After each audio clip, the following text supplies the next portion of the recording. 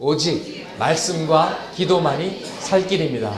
네, 그 밑에 있는 구절도 읽으시겠습니다. 주님의 말씀은 내 발의 등불이요 내 길의 빛입니다. 온갖 기도와 간구로 언제나 성령 안에서 기도하십시오. 아멘. 네, 말씀과 기도, 말씀과 기도의 양날개로 비상하기를 소망합니다. 이 시간에 마태복음 11장 1절에서 15절 보시겠습니다. 마태복음 11장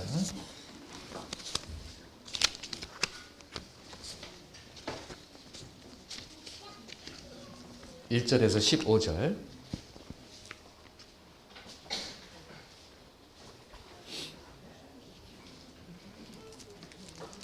새 번역으로 읽겠습니다. 혹시 안 가져오신 분들은 그냥 들으시면 되겠습니다. 마태복음 11장 1절에서 15절 저하고 교독하실 때 제가 먼저 1절 읽겠습니다. 예수께서 12 제자에게 지시하기를 마치고 거기에서 떠나셔서 유대 사람들의 여러 고을에서 가르치며 복음을 전하셨다. 그런데 요한은 그리스도께서 하신 일들을 감옥에서 전해 듣고 자기의 제자들을 예수께 보내어 물어보게 하였다. 오실 그분이 당신이십니까? 그렇지 않으면 우리가 다른 분을 기다려야 합니까? 예수께서 그들에게 대답하셨다. 가서 너희가 듣고 본 것을 요한에게 알려라. 눈먼 사람이 보고 다리 저는 사람이 걸으며 나병 환자가 깨끗하게 되며 듣지 못하는 사람이 들으며 죽은 사람이 살아나며 가난한 사람이 복음을 듣는다. 나에게 걸려 넘어지지 않는 사람은 복이 있다. 이들이 떠나갈 때에 예수께서 무리에게 요한을 두고 말씀하셨다. 너희는 무엇을 보러 광야에 나갔더냐? 바람에 흔들리는 갈대냐? 아니면 무엇을 보러 나갔더냐? 호라가 소리를 듣는 사람이냐? 호라가 소리를 듣는 사람은 왕궁에 있다. 아니면 무엇을 보러 나갔더냐? 예언자를 보려고 나갔더냐? 그렇다. 내가 너희에게 말한다. 그렇다. 그는 예언자보다 더 훌륭한 사람이다. 이 사람을 두고 성경에 기록하기를 보아라, 내가 내 신분을 너보다 앞서 보낸다. 그가 내 앞에서 내 길을 닦을 것이다 하였다. 내가 진정으로 너희에게 말한다. 여자가 낳은 사람 가운데서 침례자 요한보다 더 큰 인물은 없었다. 그런데 하늘나라에서는 아무리 작은 이라도 요한보다 더 크다. 침례자 요한 때부터 지금까지 하늘나라는 힘을 펼치고 있다. 그리고 힘을 쓰는 사람들이 그것을 차지한다. 모든 예언자와 율법서는 요한에 이르기까지 하늘나라가 올 것을 예언하였다. 너희가 그 예언을 기꺼이 받아들이려고 하면 요한하고 그 사람이요 엘리야이다. 15절 같이 읽습니다. 들을 귀가 있는 사람은 들어라. 아멘. 네. 예수님께서 침례 요한을 오늘 본문에 이렇게 평가하신 것을 우리가 볼 수가 있습니다. 여러분, 친구들이 칭찬해 주는 것도 좋고, 가족들이 박수 쳐주는 것도 좋고, 또 교회에서 인정해 주는 것도 참 좋습니다. 너무너무 감사한데, 정말 중요한 것은 예수님께서 인정해 주실 때, 그것이 최고의 기쁨인 줄 믿습니다. 하나님께서 너는 진국이다. 너는 진짜다. 너 정말 수고했다. 너 정말 잘했다. 예, 그 기쁨을 위해서 우리가 달려가고 신앙생활하는 줄 믿습니다. 그렇기 때문에 여러분, 때로는 낙심돼도 낙심하지 마세요. 하나님은 다 보고 계십니다. 그리고 하나님은 다 기억하십니다. 아무리 누가 알아주지 않아도, 누가 몰라도 은밀히 보시는 하나님께서 기억하시고 여러분에게 상 주실 것이며 여러분을 칭찬하실 것이며 여러분을 기뻐하시는 줄 믿습니다. 근데 예수님께서 침례 요한을 상당히 높이 평가하셨어요. 예언자다, 선지자다, 아니 선지자보다 더 훌륭한 사람이다. 여자에게 태어난 사람 중에서는 최고로 훌륭한 사람이다. 하나님의 메신저요, 심부름꾼이다. 메시아의 길을 준비하는 자이기 때문에 특별한 사명을 받은 자다. 이렇게 말씀하셨습니다. 사실 구원보다 더 중요한 사역은 없습니다. 구세주보다 더 중요한 분은 없습니다. 그런데 메시아 예수 그리스도를 오시기에 그 오시는 길을 닦은 사람이에요. 준비한 사람입니다. 그러니까 상당히 중요한 역할을 했던 것입니다. 준비가 굉장히 중요합니다. 여러분, 준비 운동 없이 갑자기 물에 들어가면 심장마비로 걸릴 수도 있잖아요. 우리가 예배 드릴 때도 준비가 필요합니다. 기도로 준비하고, 또 우리가 찬양하면서 우리의 마음이 열리지 않습니까? 우리의 마음이 하나님의 말씀, 성경 말씀을 들을 준비가 됩니다. 또 성가대 찬양을 듣고 은혜를 받습니다. 또 우리의 마음이 문이 열립니다. 하나님의 음성을 들을 수 있도록 준비시켜 줍니다. 침례 요한이 예수님보다 먼저 이스라엘에 나타나서 회개를 선포합니다. 죄에 대해서, 심판에 대해서 경고합니다. 그랬더니 묻었던 마음들이 깨지고 찔림을 받고 죄책감을 느끼기 시작하고 회개하고 하나님께 돌아오는 역사가 나타나게 됩니다. 여러분, 어두운 데 있으면은요, 옷이 더러워도 잘 몰라요. 근데 빛으로 나가면은 내가 입은 티셔츠가 흰색인 줄 알았는데 누러네, 빨래해야겠네, 알게 되는 것이죠. 우리가 죄 가운데 살 때는 우리가 죄인인지도 몰랐어요. 우리가 꽤 괜찮은 사람인 줄 알았어요. 그랬는데 거룩한 하나님을 만나고 보니까 천만의 말씀,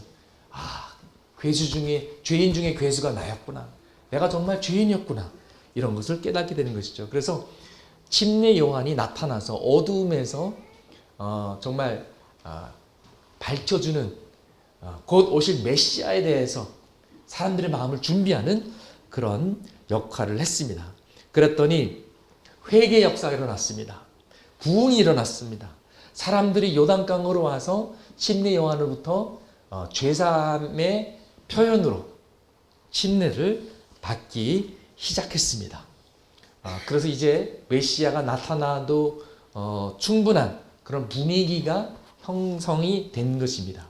그리고 이제 예수님께서 오신 것이고, 침례 요한을 통해서 보라, 이 세상의 죄를 지고 가는 하나님의 어린 양이다 라고 딱 이렇게 메시아를 드러내는 그 역할을 합니다. 그러면서 예수님께서 이렇게 질문하십니다.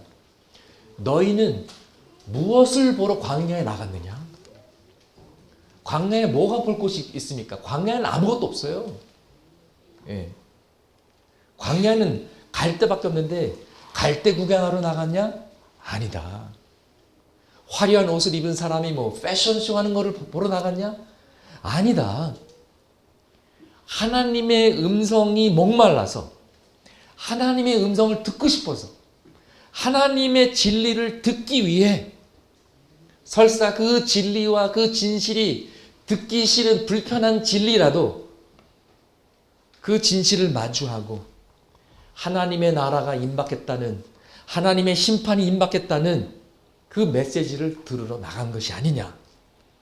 침례 요한의 예언적 선지자적 메시지를 들으러 나갔던 것이 아니냐.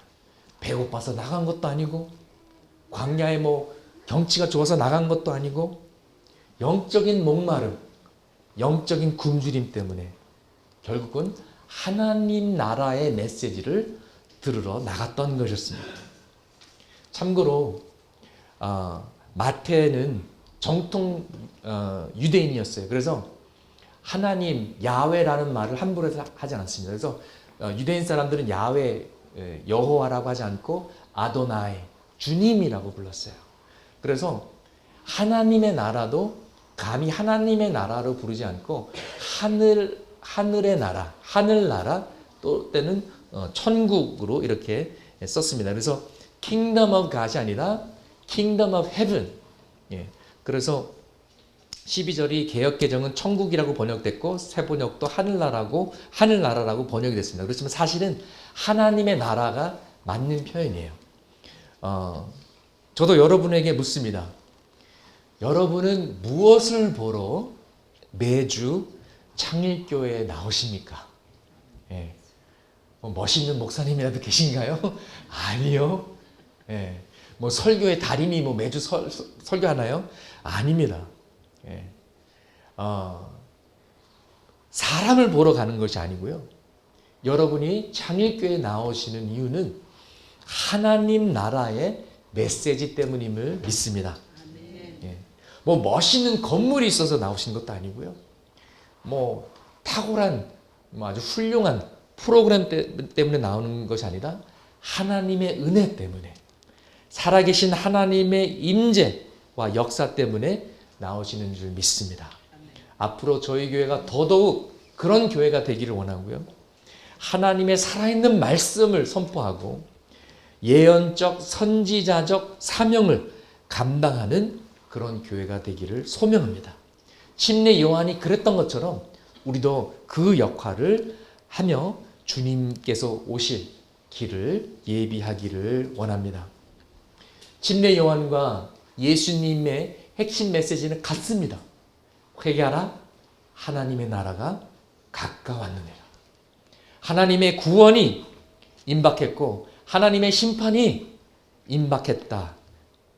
오늘날도 같은 메시지 우리가 선포합니다. 여러분, 하나님의 나라가 가까워졌습니다. 예수 그리스도의 재림이 가까워졌습니다. 지금이 회개할 때입니다. 지금이 하나님 믿을 때입니다. 우리가 흥청망청 인생을 낭비할 그만큼의 여유와 시간은 없습니다. 이제 우리가 정신 차려서 영적으로 깨어서 정말 금방 오실 예수님을 준비해야 될 것입니다. 지난주에 제가 설교 때 좀 캘리포니아 얘기를 또 했다고 아내한테 혼났어요. 예. 근데 이제 저의 의도는 저뿐만 아니라 저희 식구들이 그렇게 큰 대가를 치르고 미국에서 한국에 고생하면서 힘들게 왔으니까 좀 제가 제대로 벌써 집에 갈 생각을 하시나요? 내비 키시고 미국에서 한국을 힘들게 왔으니까 목회를 제대로 해야겠다. 저를 향한, 자신을 향한 채찍입니다. 어렵게 한국까지 왔는데 그냥 평범한 목회로 만족할 것이 아니라 정말 열심히 하자. 온전히 하나님께 순종하자. 고작 내가 편하게 목회하려고 여기까지 온 거 아니거든요. 여기서 편하게 생활하려고 놀려고 온 거 아니거든요. 그래서 열심히 열정적으로 하자. 이런 의미로 이제 저는 이제 그런 생각을 하고요. 또 다른 의미는 저는 굉장히 겁이 많거든요. 저 같은 겁장이도 그런 용기 있는 결단을 내렸다면 여러분도 할 수 있습니다. 그리고 저도 굉장히 좀 이기적인 사람이거든요. 근데 저 같은 사람도 주님을 위해서 희생할 수 있다면 여러분도 주님을 위해서 희생할 수 있습니다. 저는 태평양을 건너서 이사 왔잖아요. 예. 태평양을 건넜는데 한강쯤이야. 그렇죠? 예. 뭐 강북에서 강남 오는 거는 뭐 별거 아니죠. 또 교회로 가까이 이사 올 수 있습니다. 또 일 때문에 주일 예배 참석이 힘들다. 그러면 이번 기회에 아예 직장을 바꾸시는 것도 좀 심각하게 고민해 볼 수 있지 않을까요? 네. 또 주님께서 부르시면 선교지에 가야 되는 건 아닙니까? 그곳이 어디든지. 네. 지금 실질적으로 기도하며 고민하는 지체들도 있습니다. 네. 뭐 젊은 청년들도 있고, 애 낳아서 키우는 그런 분들도 계시고. 그렇지만 분명한 것은 주님께서 말씀하시면 우리가 순종해야 된다는 것입니다. 아멘. 가라면 가야 되는 것이죠. 멈추라면 멈춰야 되는 것이고. 그것이 제자입니다. 제자는 예수님을 따라가는 사람입니다. 어디로 가시든지 어디로 가라고 하든지 그냥 따라가는 것입니다. 여러분, 저는 매일 외국에서 눈을 뜹니다. 아니, 목사님이 뭐 어디 뭐 일본에를 건다 갔다 오시나, 그게 아니고요. 저는 미국 사람이거든요. 그러니까는 외국인이에요. 그래서 저는 매일 아침에 눈을 뜨면 외국에서 눈을 뜹니다. 그렇기 때문에 매일 이 질문을 할 수밖에 없습니다. 무슨 질문이냐? 내가 왜 여기에 있지? 하나님께서 나를 왜 이곳에 보내셨지? 잘 살라고? 놀라고? 내가 천호동에 뭐 한강에 갈대를 보러 왔나? 화려한 옷을 입은 사람을 보러 왔나? 아니요. 하나님께서 나를 이곳에 보내신 것은 나라와 민족을 살리는 복음의 메시지를 전하라고 보내신 줄 믿습니다. 통일을 준비하라고 보내셨습니다. 기복신앙과 변질된 복음과 행함이 없는 믿음으로 타락한 교회들이 회개하고 하나님 나라의 복음으로 돌아가라고, 회개하라, 하나님의 나라가 가까웠느니라, 이 메시지를 전하라고 보내신 줄 믿습니다.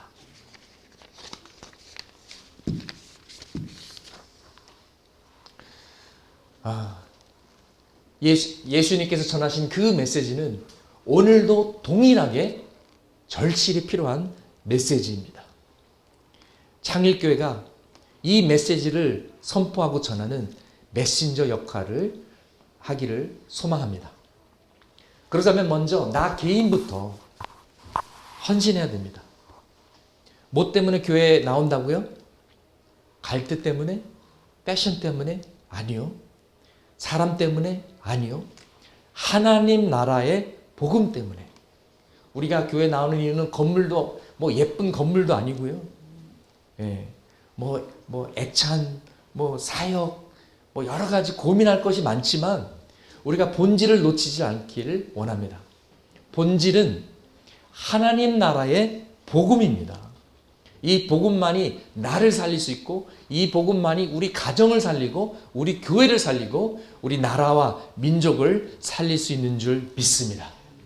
그렇기 때문에 살아있는 하나님의 말씀을 듣기 위해서 사람들이 침례 요한을 보러 광야로 나간 것처럼, 광야에는 아무것도 볼 것도 없지만, 광야에는 편의점도 없고 불편하지만 그 광야로 나갔던 것처럼 우리도 광야로 나가길 원합니다.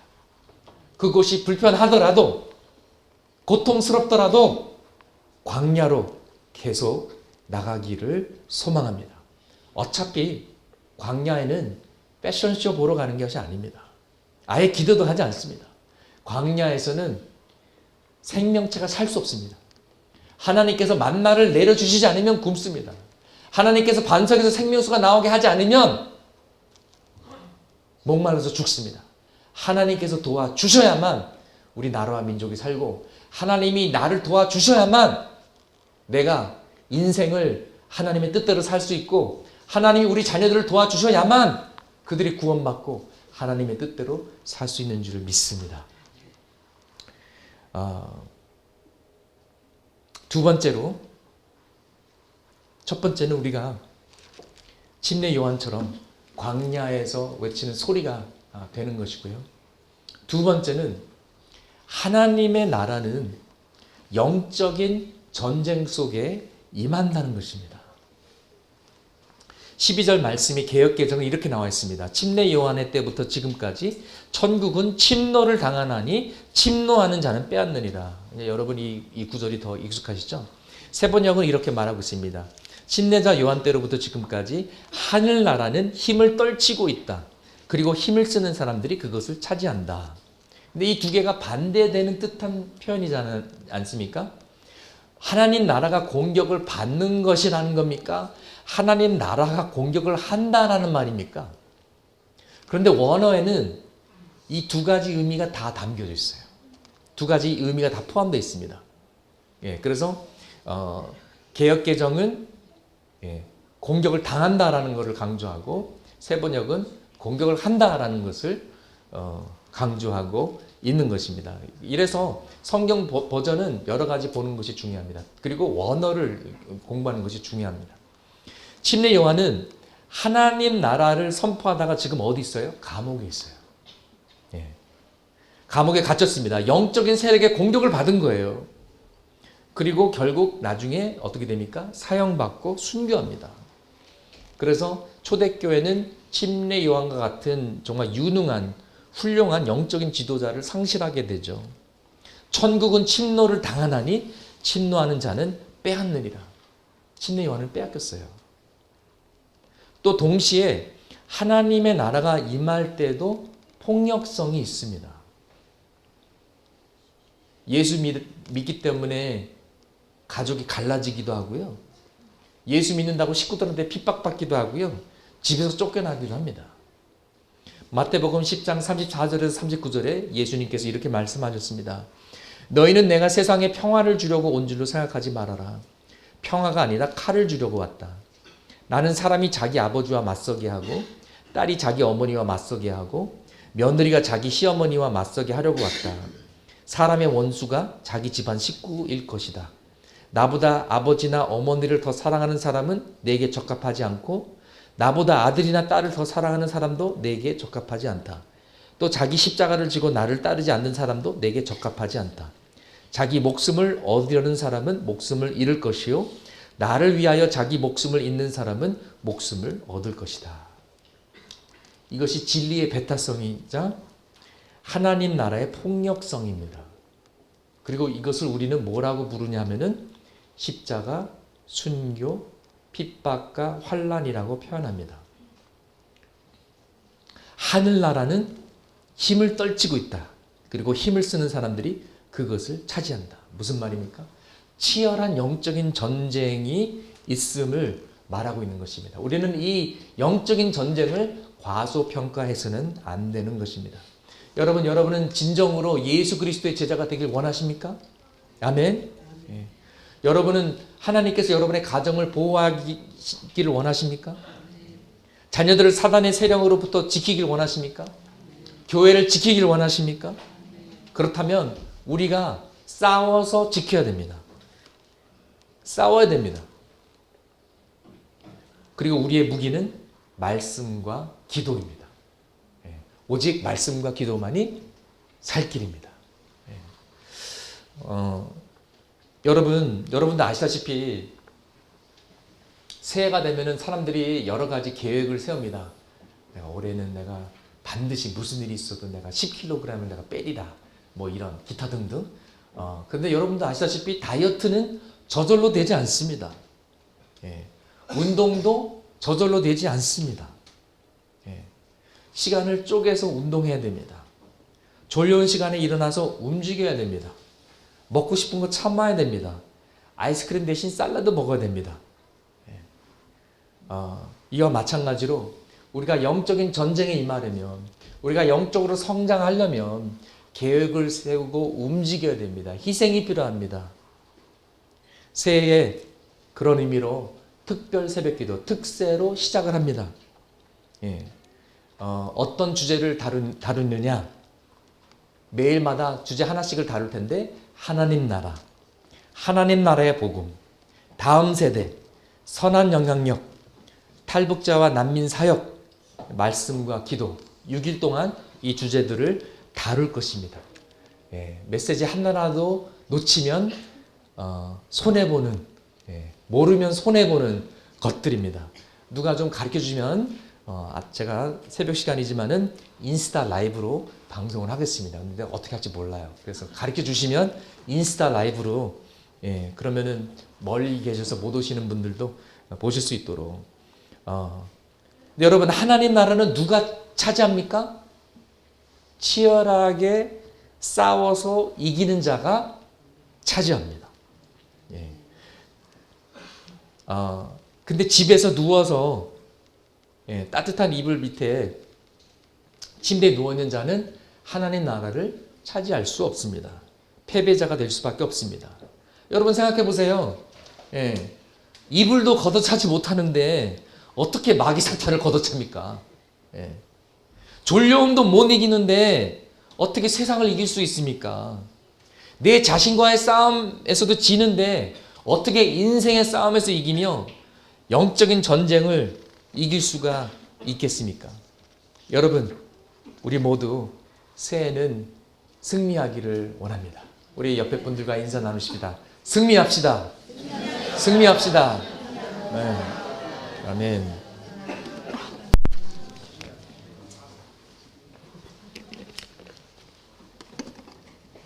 그 찬스에 물 한 모금. 세 번째는 침례 요한이 겪었던 시험을 우리도 극복해야 됩니다. 침례 요한이 무슨 시험에 들었습니까? 무슨 시험, 무슨 도전이 있었습니까? 침례 요한은 평생 하나님께 순종한 사람입니다. 예. 그러면은 축복받는 게 맞죠. 예. 하나님으로부터 상 받는 게 맞죠.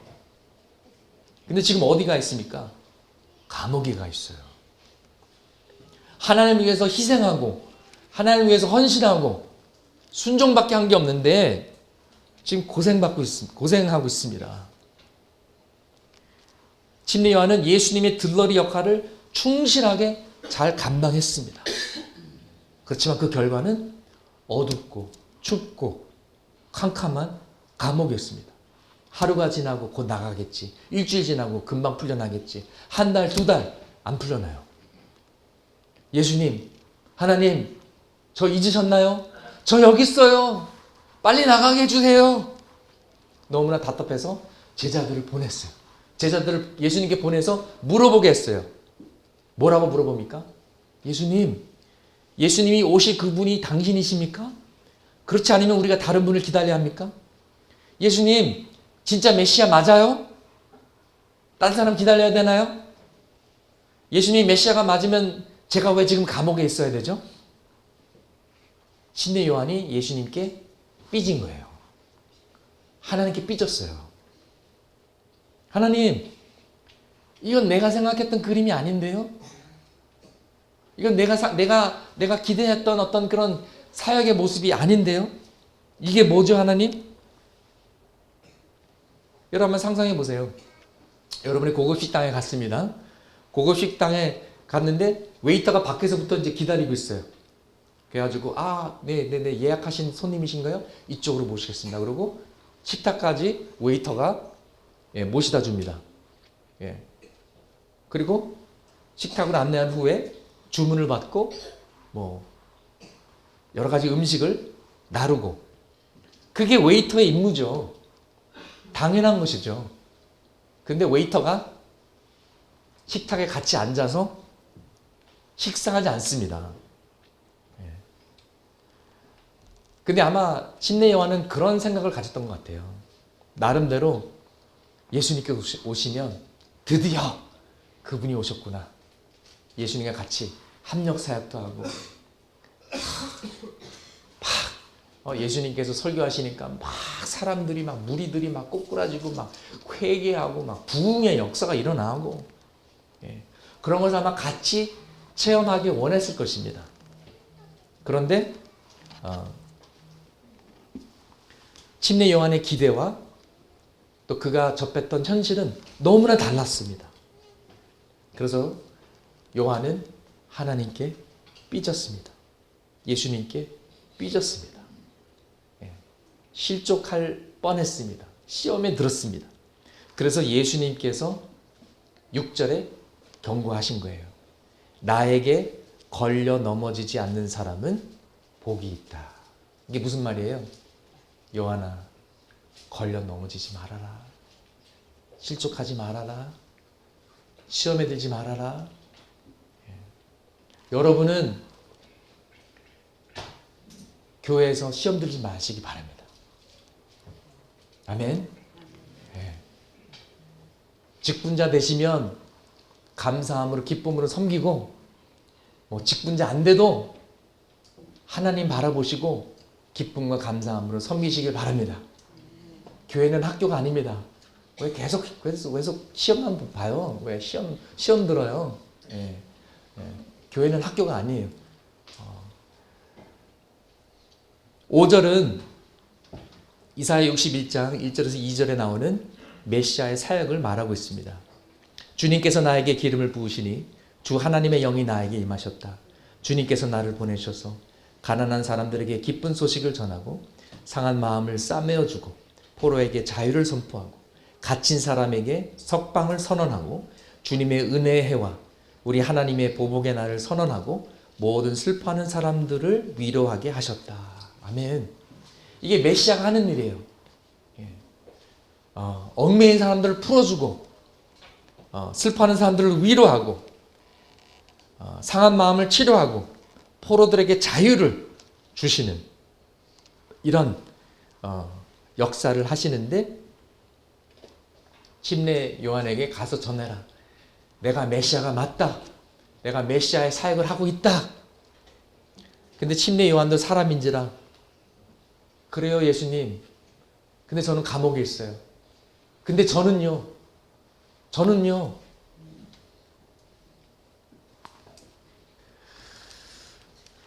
우리가 해야 될 일은 개인의 상황과 어려움을 뛰어넘어서 큰 그림을 봐야 됩니다. 지금 하나님의 나라가 임하고 있어요. 지금 메시아가 와서 사역하고 계세요. 그리고 침례 요한은 그 부분에 자기가 해야 할 파트를 충실히 감당하면서 놀라운 하나님의 구원의 역사에 참여했던 것이었습니다. 우리가 이 큰 그림을 놓쳐서는 안 됩니다. 우리의 기도 제목이 당장 응답되지 않을 수가 있어요. 지금 당장 내가 재정적으로 힘들 수가 있고 개인적으로 관계적으로 지금 이게 바로바로 문제들이 풀리지 않을 수도 있습니다. 그러나 하나님께서 우리를 사용하셔서 하나님의 구원이 이 땅에 임하고 하나님의 나라가 이 땅에 임한다면 우리가 기뻐할 수 있습니다. 할렐루야. 예. 고난 속에서도 기뻐할 수 있습니다.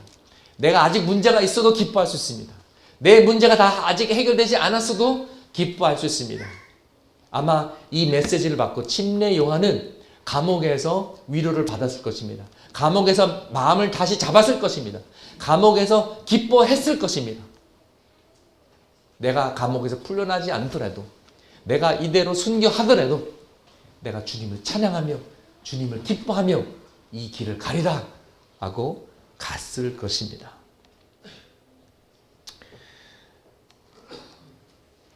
창일과 새소망교회가 연합하는 놀라운 일이 지난 1년 동안 있었습니다. 너무나 기쁜 일이었습니다. 그렇지만 생각보다 어려운 일이었습니다. 그냥 두 그룹이 한 군데서 예배를 드린다고 그거는 물질적인 통합이지 마음과 마음이 하나가 되고 성령 안에서 하나가 되고 이런 부분들은 노력도 필요하고 시간도 필요하고 서로 이해해야 되고 소통해야 되고 그런 것이죠. 저도 여러분에게 적응해야 됐고 저도 여러분도 저에게 적응해야 됐고 서로 어떨 때는 잘 이해가 되지 않고 목사님 왜 저러시지? 저는 저 사람들 왜 저러지? 그러면서 이제 연합을 이루어가는 것이죠. 할렐루야. 예. 만약에 이렇게 생각하시면 돼요. 여러분이 가끔씩 힘드시잖아요. 거꾸로 생각하시면 돼요. 목사님도 힘드시겠다. 예. same 마찬가지예요. 예. 그런데 아마도 우리가 생각했던 그 연합의 그림과 실질적인 그림이 좀 많이 달랐을 거예요. 네. 그렇지만 잘 견뎌내기를 소망합니다. 아멘. 잘 견뎌냅시다. 그리고 큰 그림을 봅시다. 큰 그림이 뭐예요? 하나님의 나라, 하나님의 구원. 하나님께서 우리 교회를 사용하셔서 이루실 놀라울 부흥의 역사입니다. 할렐루야. 네. 세 가지 포인트를 다시 요약하겠습니다. 여러분이 창일교회에 나오는 것은 설교 때문도 아니요, 목사 때문도 아니요, 친한 사람들 때문도 아니요, 멋있는 건물 때문도 아니요, 프로그램 때문도 아닙니다. 여러분이 이곳에 나오시는 이유는 하나님의 나라, 하나님의 비전 때문입니다. 그렇기 때문에 창일교회가 정말 하나님의 비전 공동체가 되기를 소망합니다. 이 마지막 시대에 이 세상 사람들이 꼭 들어야 되는 진리의 말씀, 살아있는 하나님의 말씀, 예언적, 선지자적 사명을 감당하는 교회가 되기를 소망합니다. 두 번째, 하나님 나라를 차지하기 위해서는 영적인 전쟁을 치러야만 합니다. 2020년 목회의 중점 방향은 말씀과 기도입니다. 말씀과 기도를 붙들어야만 승리할 수 있고 하나님의 비전을 이룰 수가 있습니다. 영적인 전쟁에서 이깁시다. 그 첫 걸음은 특세. 내일 모레 5시 반 배고픈 사람은 빵 주문하시고요. 세번역 성경 가지고 오시기 바랍니다. 세 번째, 큰 그림을 놓치지 말고 개인의 어려움 때문에 무너지지 마시기 바랍니다. 여러분들, 제가 여러분들 위해서 기도하면서 어려운 일들이 있는 분들 위해서 기도할 때 제 마음도 아파요. 정말 어떻게 뭐 저라도 나서서 해결해 드리고 싶은데 어떨 때는 막 저도 막 답답해요. 하나님, 이제는 좀 해결해 주셨으면 좋겠습니다. 언제까지 기다려야 됩니까?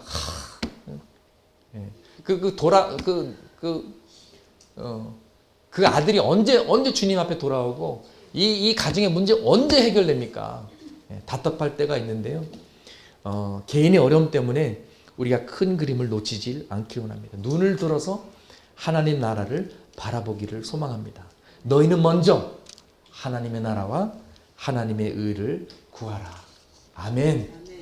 네.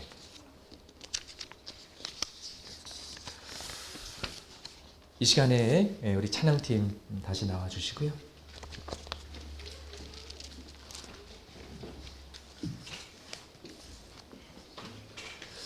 우리 새해가 오기 전에 우리의 마음을 준비했으면 좋겠습니다.